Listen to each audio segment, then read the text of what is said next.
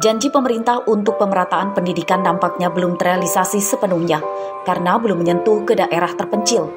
Hal itu terlihat di SD Negeri 1 Waiharu, Kecamatan Bengkunat, Belimbing, Pesisir Barat.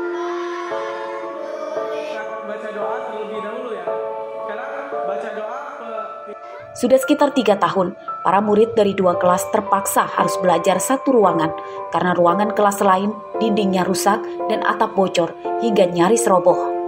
Pihak sekolah khawatir jika dipaksakan belajar di ruang kelas yang rusak akan membahayakan keselamatan guru dan murid.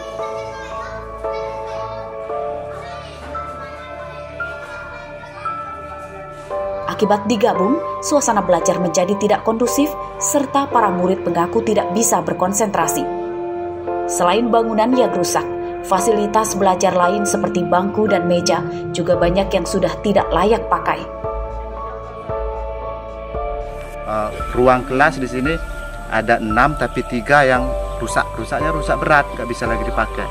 Jadi kalau mau kita pakai itu mengkhawatirkan takutnya itu roboh seketika. Kelas yang bisa dipakai hanya 3 ruang kelas. Ada 3 kelas ini.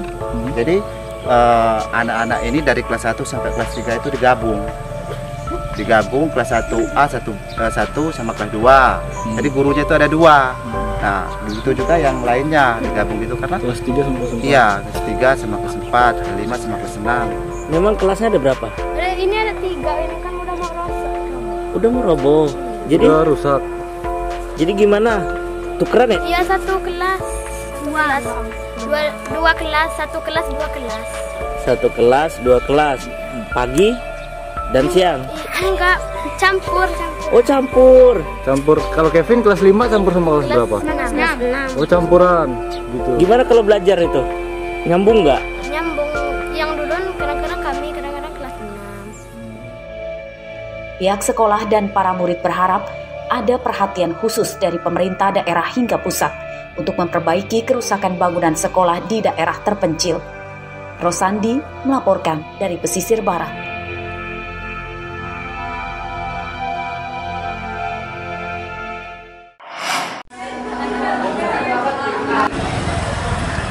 Kasus penahanan ijazah 2 siswi SMA Negeri 5 Bandar Lampung mendapat perhatian serius dari Kepala Dinas Pendidikan Lampung Sulpakar. Ia telah menginstruksikan kepada seluruh kepala sekolah menengah atas di Lampung untuk segera mendata muridnya yang telah lulus namun belum mengambil ijazah.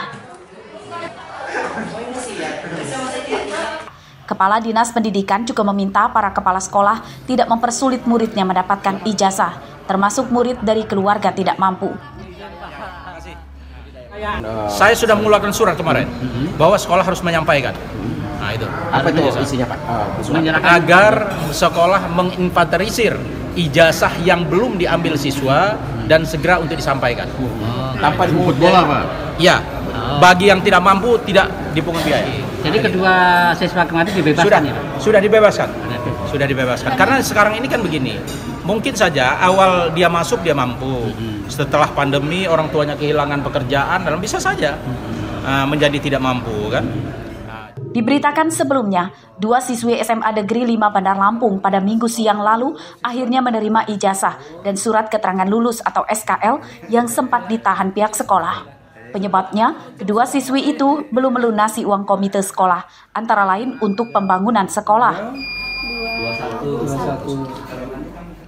Kasus penahanan ijazah 2 siswi ini pun menggambarkan bahwa gembar-gembor bersekolah di sekolah negeri itu gratis, rupanya hanya isapan jempol belaka. Penghapusan uang SPP tidak mengurangi biaya sekolah karena kini muncul uang komite sekolah. Arsadi Saputra melaporkan dari Bandar Lampung.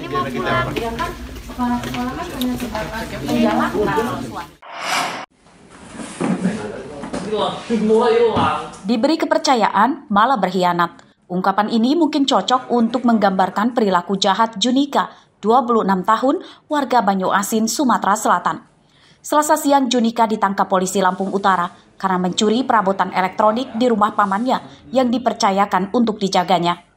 Sama Denny untuk Untuk kulkas itu berapa harganya? Tersangka dibantu seorang temannya berinisial YD yang kini masih buron. Keduanya leluasa menjual kulkas, televisi, hingga tabung gas LPG karena pemilik rumah sedang keluar kota. Pencurian terungkap saat korban pulang dan melihat perabotan elektroniknya raib.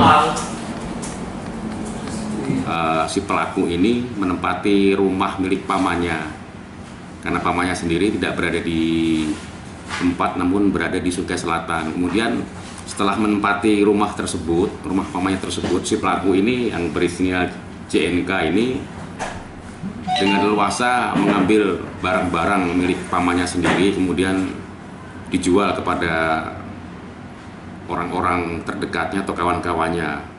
Perabotan elektronik curian itu dijual tersangka ke seorang penadah dengan harga 5 juta rupiah. Uangnya kemudian dibagi dua dengan YD. Ya waktu paman nggak ada di rumah. Apa aja nggak ambil? TV, kulkas, kandang burung. Kamu jual berapa itu?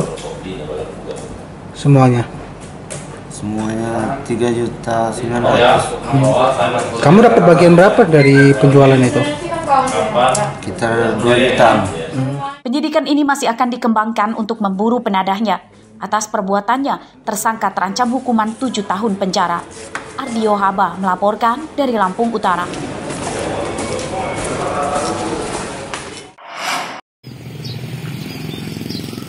Kisah asmara RW, pemuda 23 tahun berakhir di penjara.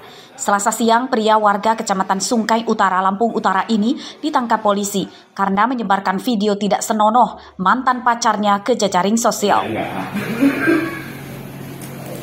Dalam pemeriksaan polisi, perbuatan tersangka itu karena sakit hati setelah cintanya diputus oleh korban yang berusia 15 tahun. Pada kasus ini juga terungkap bahwa tersangka pernah mencabuli korban. Dikirimkan dengan maksud supaya yang perempuan menjadi takut jika video ini disebar, kemudian bersedia kembali menuruti apa kehendaknya dan tidak memutuskan dia. Itu berapa kali sih Pak atas pengakuannya? Pelaku menerangkan bahwa sejak tahun 2021 sudah setidaknya pernah 7 kali melakukan persetubuhan dengan korban. Kasus penyebaran video asusila korban diketahui keluarganya yang kemudian melaporkannya ke polisi. Polisi menjerat tersangka dengan Undang-Undang ITE dan Undang-Undang Perlindungan Anak. Ancaman hukumannya 15 tahun penjara. Ardio Haba melaporkan dari Lampung Utara.